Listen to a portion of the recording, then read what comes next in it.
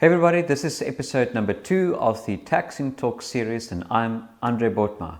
So the first question, how would one pay if Forex earnings are never fixed amounts?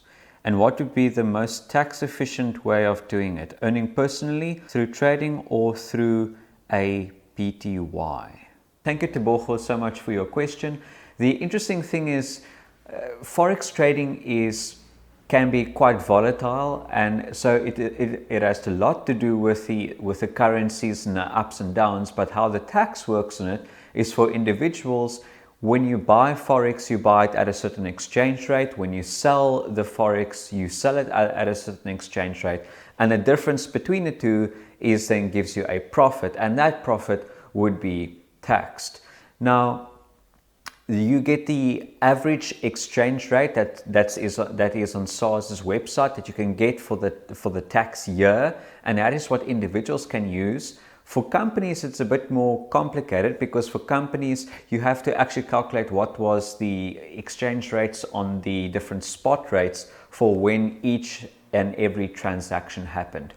So just to summarize, for individuals, when you're doing Forex trading, you would work out all the Forex currencies that you've bought and at what, and you work out all the ones that you've bought, and then on the date of sale you calculate all your sales, and the difference between the two would give you a Forex net for the year, and you're going to pay tax on either the profit or you're going to make a taxable loss. Cool. Mimi asks about Sole Proprietor, the tax on Sole Proprietor.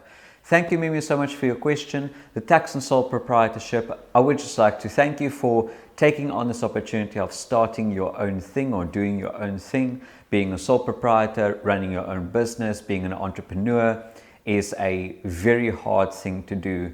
And you know, I'm still fully employed, and the jump is quite scary.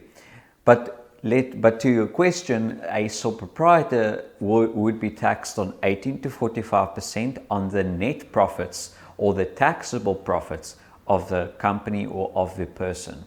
So what do I mean by taxable profits? It means that whatever your company is earning, whatever the sole proprietor is earning through sales or through services, they would be going to gross income. And then you have your general deductions, which is found in Section 11A of the Income Tax Act. General deductions that you can deduct that's in the production of that income. So say, for example, I have a shoe store and I make and sell shoes. Then, for example, the leather that I buy, the place that I'm renting, the electricity and the water that I use in the place, my marketing, my advertising, those costs are all in the production of selling those shoes. And then there might be a taxable profit, and then you're going to pay tax on the profit. So 18 to 45% depending on how much the profit was throughout the year. Okay, for a company, it would be 28%, and some companies have a special tax rate of 0 to 28%, but it obviously depends on whether the company qualifies at being a small business, an SPC, a small business corporation. So John Richard asks, can you do the selling of a residential property, detailing what constitutes base cost, differentiating between pre and post CGT, capital gains tax, and also what constitutes selling price and any deductions thereon? Hey John Richard, I'm going to do an in-depth video on capital gains tax and specifically on the sale of property.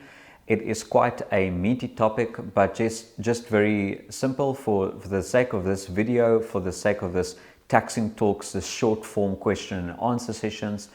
When you sell a property, you will get the final conveyancing account, and on that you will have your proceeds, and then there's certain costs which I call the selling costs. And so the proceeds would be the proceeds minus the selling costs related to it. The base cost is what you bought the property for, and also any improvements that you've made on the property. And so the difference between the two would give you a capital gain minus the annual exclusion of 40,000 or the 2 million for primary residence, and then 40% of that in the case of individuals is then included in your taxable income. Lucy Lou asks, can one deduct bond interest when filing for tax if a rental property is funded by a primary residence bond? Pretty please?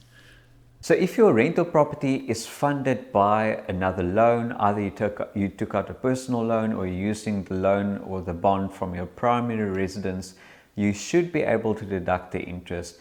I have not seen any issues with it. As long as the bond or the loan is in your name, it shouldn't be an issue. So I think you can definitely deduct the interest for that. Well, that is it for episode number 2 of the Taxing Talks series. Please use the hashtag Taxing Talks on Twitter to ask me any questions and I'll answer them. And remember, it's not only tax related, it can be related to anything else. I'm more than happy to answer your questions.